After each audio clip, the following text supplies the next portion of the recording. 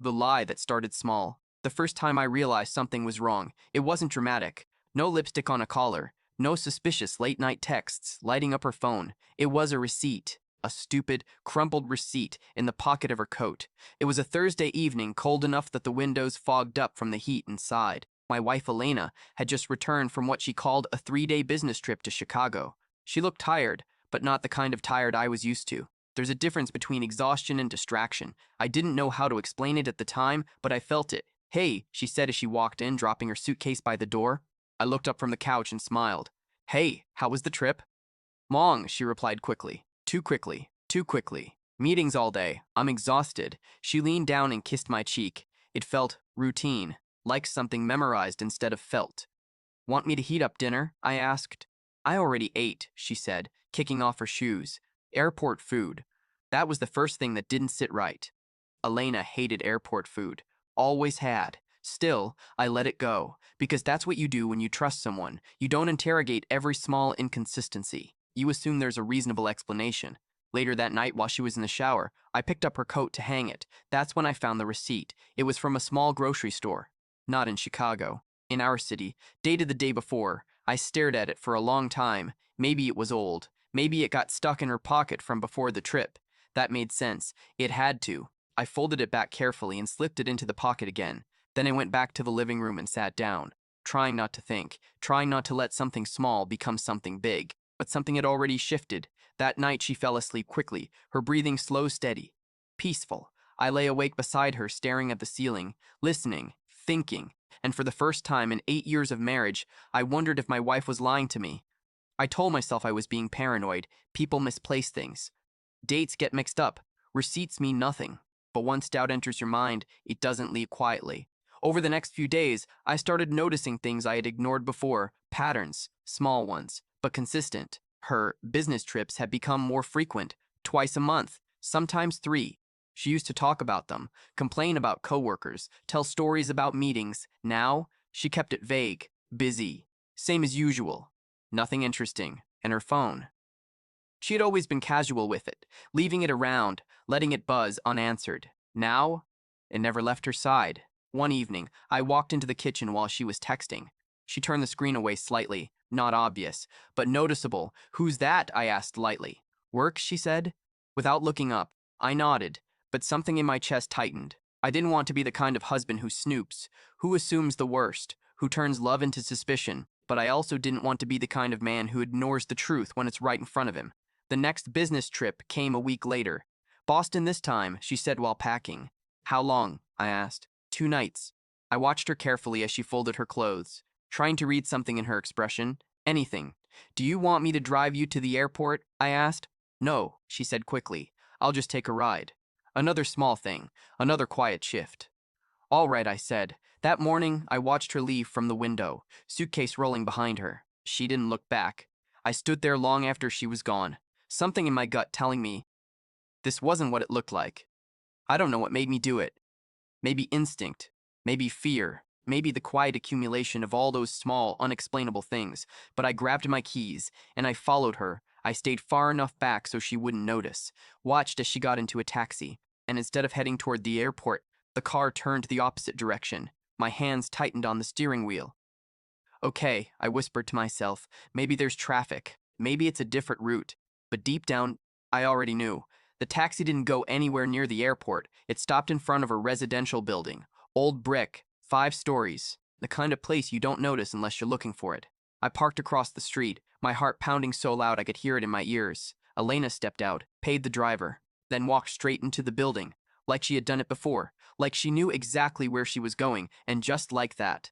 Every excuse I had built in my head collapsed. I sat there for a long time, staring at that door, waiting, hoping she'd come back out, that there was some explanation, some misunderstanding. But she didn't. Minutes turned into an hour, then 2. She never came out. That's when the truth hit me. Not all at once, but slowly, like something sinking deep into your bones.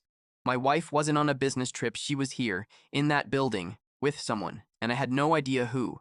I drove home in silence, my hands shaking slightly on the wheel. The house felt different when I walked in. Not empty, but unfamiliar, like I was standing inside a life that didn't belong to me anymore. I sat on the couch, The same couch where we watched movies, where she used to fall asleep on my shoulder. And I asked myself the question I had been avoiding. How long? How long had this been happening while I trusted her completely? That night, I didn't call her, didn't text, didn't confront her, because I needed to be sure, not just of what I saw, but of what it meant. Because once you say the words out loud, once you confront betrayal, there's no going back to ignorance. And part of me was still hoping I was wrong, but deep down, I knew I wasn't. 2 days later, she came home. Same suitcase, same tired expression. "Hey," she said, like nothing had happened. "How was Boston?" I asked. She smiled faintly. "Long trip." I looked at her, really looked at her, and for the first time, I didn't recognize the woman I married, because now I knew something she didn't know. I knew, and that secret was about to change everything. The man behind the door for 2 days after she came back. I said nothing, not because I didn't want answers, but because I wasn't ready for them. Elena moved through the house like everything was normal. She unpacked her suitcase, folded her clothes, complained about how exhausting the trip had been. She even laughed once at something on her phone. That laugh used to be my favorite sound. Now it felt misplaced. I watched her carefully. Not obviously. Not in a way that would give me away. But everything she did, every word, every glance, every pause, I noticed. "Did you eat?" she asked one evening, opening the fridge. "Yeah," I said. "What did you have?" "Just something simple." She nodded, like it mattered. Like this was still a normal marriage. But it wasn't. Not anymore. That night, she fell asleep beside me again. Peaceful, unaffected, I stared at her in the dark, trying to understand how someone can lie so easily. Not just with words, but with presence, with calm, with familiarity. I wanted to wake her up, shake her, ask her everything, but I didn't, because I needed more than suspicion. I needed truth. The next morning, I made a decision. I took the day off work, told my boss I wasn't feeling well. That part wasn't entirely a lie. Elena left around 9 a.m. "Busy day," she said, grabbing her bag. "Meetings all afternoon." I nodded. "Drive safe." She smiled. That same practice smile. And then she left. I waited 10 minutes, then I grabbed my keys. My heart was already racing before I even started the car. I followed her again. This time, there was no hesitation. No hope that I was wrong. She drove herself, not toward her office, toward the same building. The same one. I felt something inside me go cold. Not anger. Not yet. Just confirmation. She parked, sat in the car for a moment, then checked her reflection in the mirror. Adjusted her hair, her lipstick. That detail hit harder than anything else, because she never did that for work. Then she stepped out. Walked inside, without looking back. I sat there again, in the same spot as before. But this time, I didn't wait. I got out of the car. Each step toward the building felt heavier than the last, like I was walking into something I couldn't undo.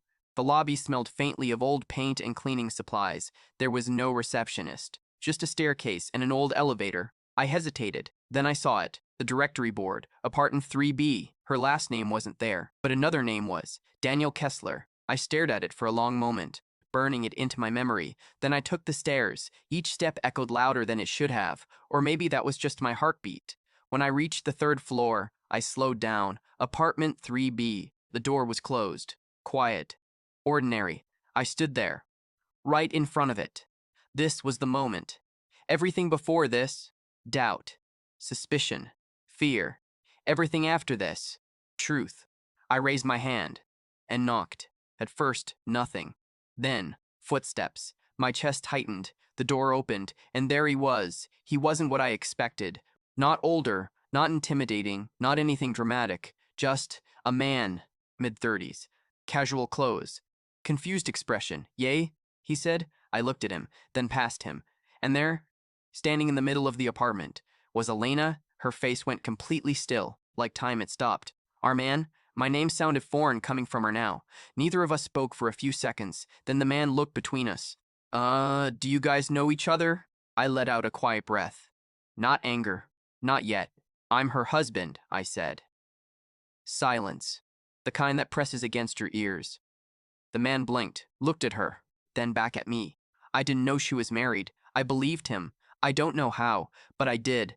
Elena finally moved. "Armin, I can explain." I held up a hand, not aggressively, just enough. "Don't," I said quietly, because I didn't want excuses. Not in front of him. Not like this.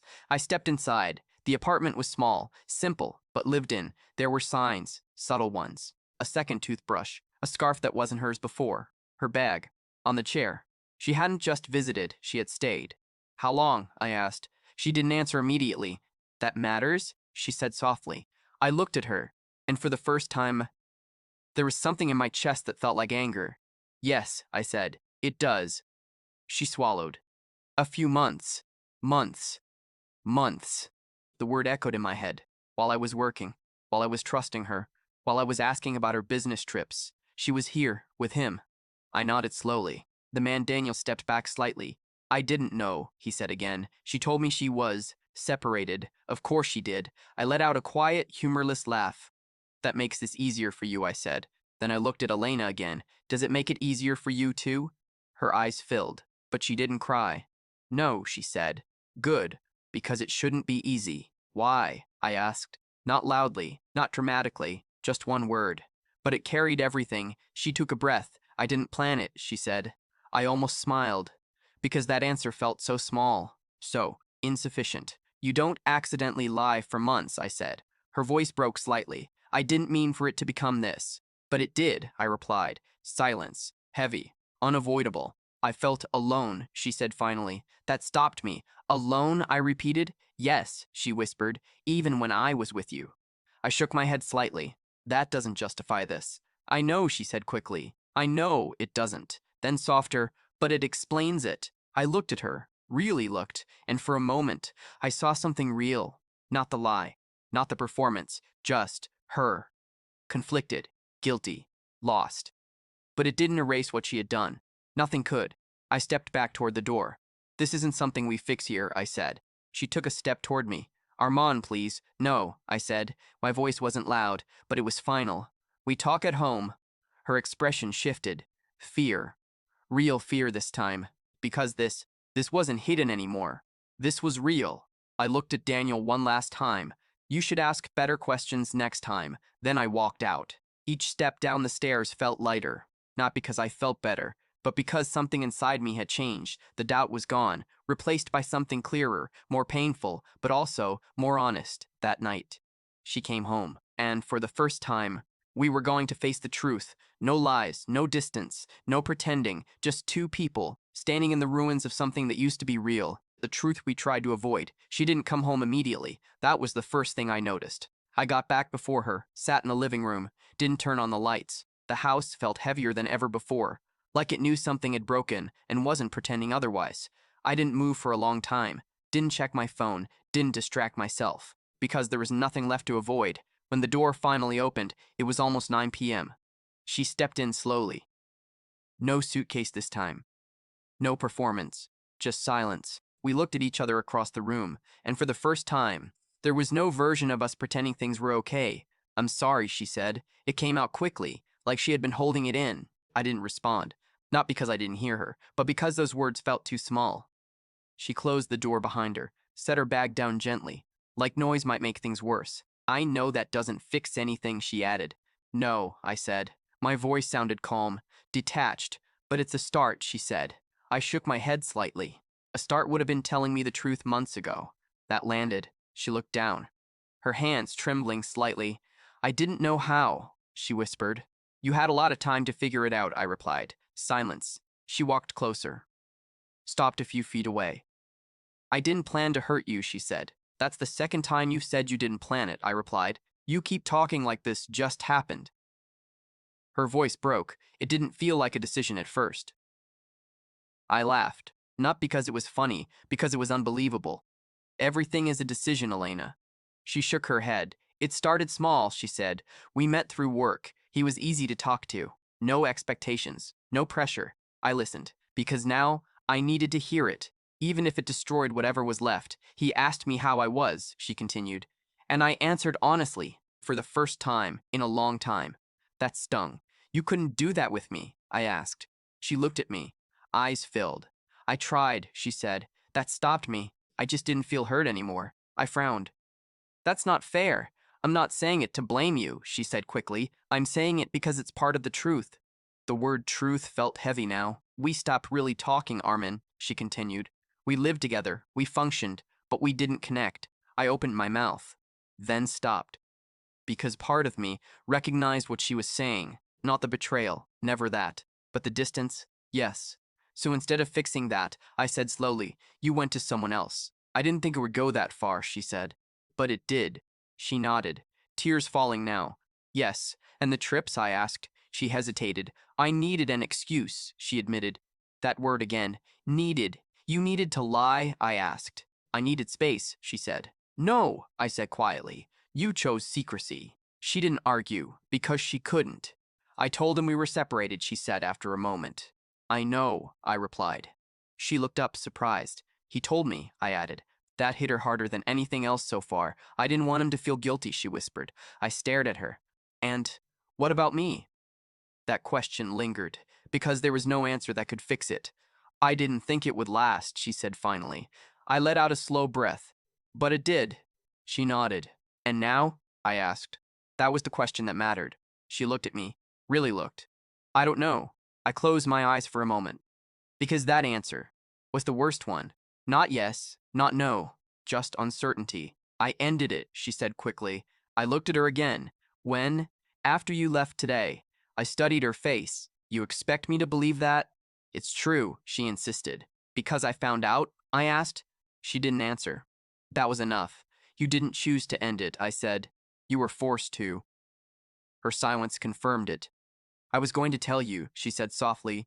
"When?" I asked. Another pause. "I don't know." I nodded. Of course she didn't, because some truths are only told when they're no longer avoidable. The room felt smaller now, or maybe it was just us, standing in something that had collapsed. "I don't know what to do," she said. Her voice wasn't defensive anymore, just lost. "I know," I replied, "because I didn't know either." That was the hardest part. If she had been cruel, it would have been easier. If she had said she didn't love me, it would have been clearer. But this gray space between love and betrayal, it was unbearable. "Do you love him?" I asked. The question came out before I could stop it. She froze, then shook her head. "No." "Did you?" Another hesitation. "I don't think so," she said. That answer felt just as dangerous as yes. "Then what was it?" I asked. She searched for words. "Escape," she said finally. That word echoed in the room. Escape. From what? From me? From us? From herself? "I felt like someone else when I was there," she continued. "And who are you now?" I asked. Her eyes filled again. "I don't know anymore." Silence. Long. Heavy. Then I said the thing I had been avoiding. "We can't go back to how things were." She nodded. "I know." Another pause. "But maybe we can fix it," she said. I looked at her. "Do you believe that?" I asked. She hesitated. "I want to." I nodded slowly. That wasn't the same as believing. "I need time," I said. She swallowed. "Time for what?" "To figure out if I can live with this," I replied. Her face broke slightly. "I don't want to lose you." I exhaled. "You already did something that risks that." That truth settled between us. Not cruel, just real. "I'll do anything," she said. I shook my head. "That's not how this works," because no grand gesture could undo months of quiet betrayal. "I don't want promises," I continued. "I want honesty, even if it's uncomfortable, even if it changes everything." She nodded. "I can do that." I hoped she could. But trust doesn't rebuild from words, it rebuilds from time. And right now, time was the only thing we had left. That night, we didn't sleep in the same bed, not out of anger, but because something between us needed space to breathe or die. I lay on the couch, staring at the ceiling again, but this time, the question wasn't what she had done, it was what I was going to do next. Because forgiveness isn't automatic, and walking away isn't simple either. Somewhere in the apartment, I heard her crying. Soft, quiet, and for the first time since I found out, I felt something unexpected, not just pain, but grief for the version of us that didn't exist anymore, and the terrifying uncertainty of what came next, because the truth had finally surfaced. And now, we had to decide if it would destroy us, or force us to become something entirely new. What remains after the truth morning came quietly, too quietly. The kind of quiet that doesn't feel peaceful. It feels like something is missing. I woke up on the couch with a stiff neck and a heaviness in my chest that hadn't gone away. For a few seconds, I'd forgot everything. Then it all came back at once. The building, the door, her face, the truth. I sat up slowly and looked around.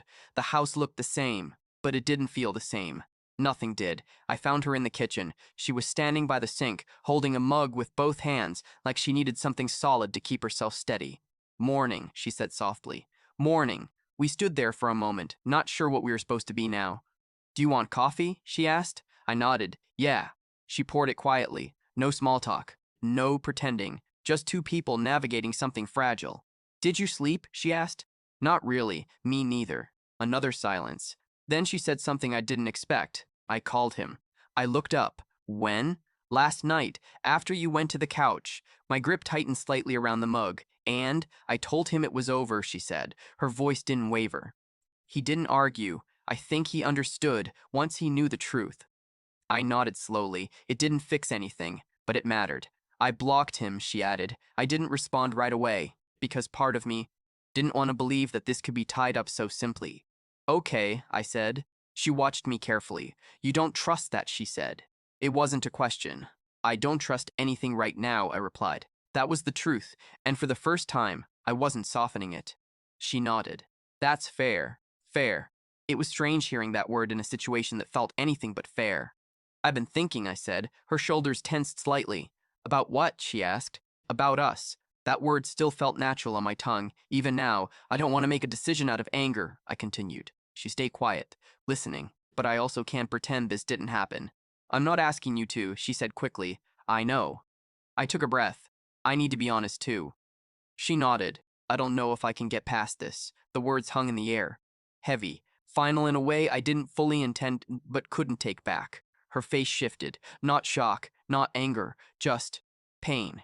I understand, she said quietly. And that made it worse, because she wasn't fighting, she wasn't begging, she was accepting. I love you, she added. There it was, the thing that used to be enough. I know, I said, and I love you. That part hadn't changed, and maybe that was the hardest part of all, because love didn't protect us from this. It didn't stop it. It didn't fix it. Then don't give up on us, she said softly. I closed my eyes for a moment. I'm not giving up, I said. I'm just being honest about where I am.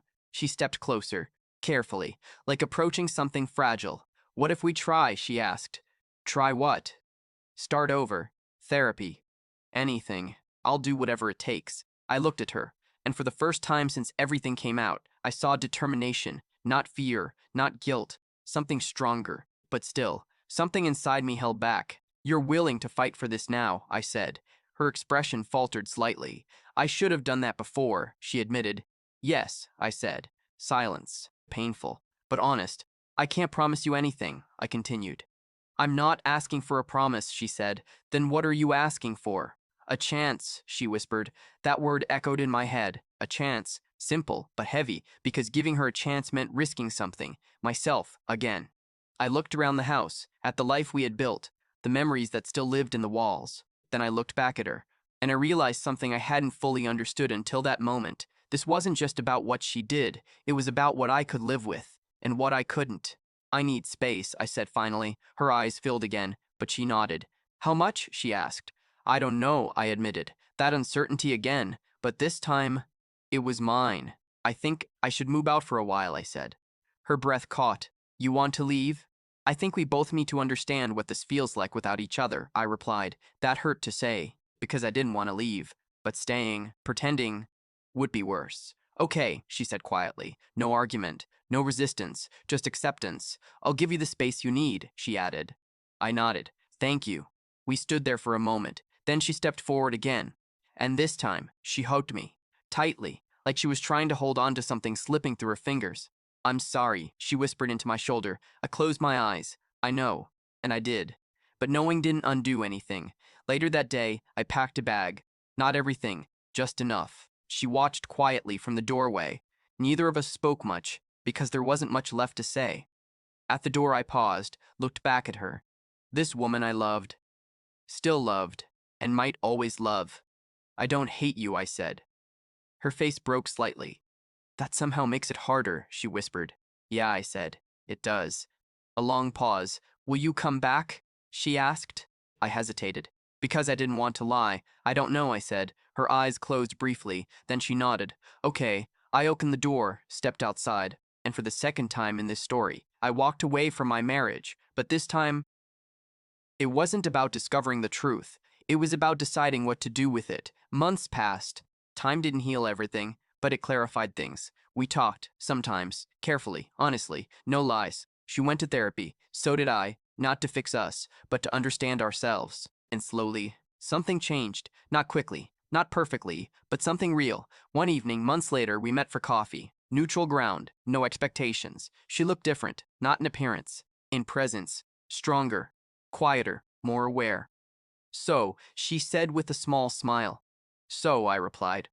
We talked about everything, not avoiding the past, but not living inside it either. I don't know what we are, she said at one point. I nodded. Me neither. A pause. But I know this, I added. She looked at me. If we try again, her breath caught slightly. It won't be the same, she nodded slowly. It shouldn't be. And for the first time, that didn't feel like a loss. It felt like the truth. Because sometimes, what breaks doesn't go back to what it was, but that doesn't always mean it's over. Sometimes it just means you have to decide if you're willing to build something new, together, or apart. We sat there a little longer, not rushing, not forcing anything, just two people who had seen the worst of each other and were still deciding what came next.